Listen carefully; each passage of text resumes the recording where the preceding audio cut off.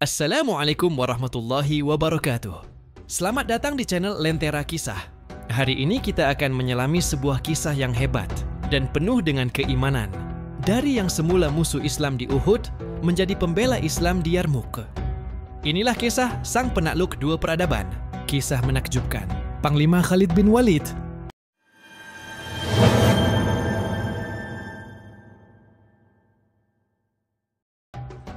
Di tengah medan perang yang telah senyap, terbaring seorang lelaki tua, bukan karena luka, tapi karena usia.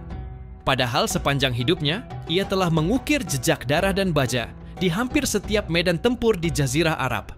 Dialah Khalid bin Walid, pedang Allah yang tak pernah patah. Mekah, tahun-tahun sebelum cahaya Islam menyinari tanah Arab.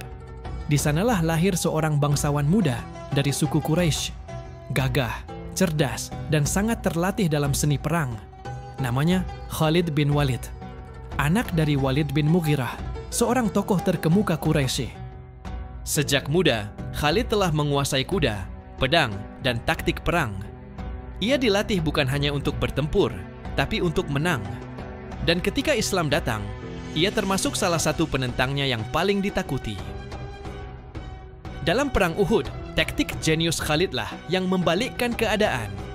Saat pasukan pemanah kaum muslim lengah, ia memimpin serangan dari belakang yang mengacaukan barisan Rasulullah. Hari itu, umat Islam terpukul hebat, dan Khalid menjadi pahlawan bagi Quraisy. Namun, di balik setiap kemenangan yang dicatatnya, hati Khalid mulai gelisah. Ia melihat keteguhan kaum muslim, keberanian mereka, dan kejujuran Nabi Muhammad. Tak seperti musuh-musuh lain yang pernah ia hadapi. Hingga suatu hari, ia mendengar sabda Rasulullah, Khalid, pedang Allah, masih belum mengenal kebenaran. Kata-kata itu mengguncangnya, dan ketika Islam menaklukkan hati kakaknya, serta sahabatnya Amr bin Ash masuk Islam, Khalid pun mengambil keputusan terbesar dalam hidupnya. Di hadapan Rasulullah, dengan mata yang basah dan suara yang tertahan, Khalid berkata, "Ya Rasulullah, aku bersaksi bahwa tiada Tuhan selain Allah dan engkau adalah utusannya. Mohonkan ampun untukku atas semua yang telah kulakukan." Rasulullah menjawab, "Wahai Khalid, sesungguhnya Islam menghapus segala dosa yang lalu." Setelah masuk Islam, Khalid tidak hanya menjadi bagian dari pasukan Rasulullah, ia menjadi ujung tombaknya. Gelar Saifullah al-Maslul, pedang Allah yang terhunus, diberikan langsung oleh Nabi dalam perang Mu'tah. Ketika tiga panglima muslim gugur satu demi satu, pasukan mulai goyah. Dan saat itulah Khalid maju ke depan.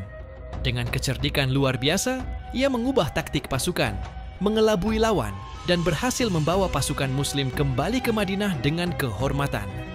Itulah pertama kalinya umat Islam menyaksikan kedahsyatan strategi Khalid dalam membalik keadaan, bahkan ketika kalah jumlah jauh lebih besar.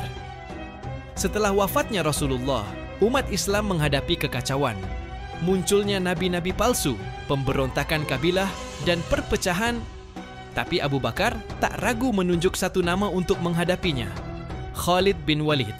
Khalid memimpin pasukan di Yamamah, mematahkan pemberontakan Musailamah al-Kadzab. Di Yamamah, dia menembus barisan Musailamah.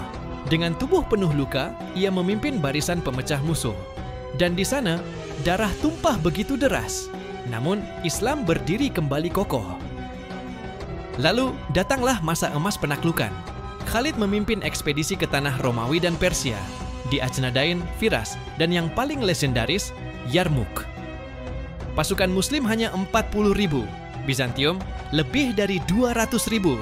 Tapi Khalid mengatur formasi, memanfaatkan angin, medan, dan semangat jihad. Dalam 6 hari yang bersejarah, pasukan Romawi dihancurkan dan jalan menuju Syam terbuka. Sejarawan non-muslim pun mencatat, belum pernah ada jenderal sehebat ini di padang pasir.